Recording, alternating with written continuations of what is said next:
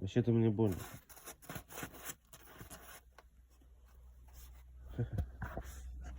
Все ботинки потаскала, блин.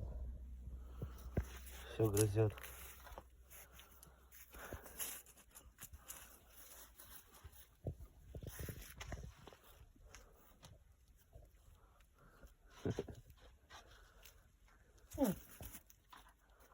Что надо?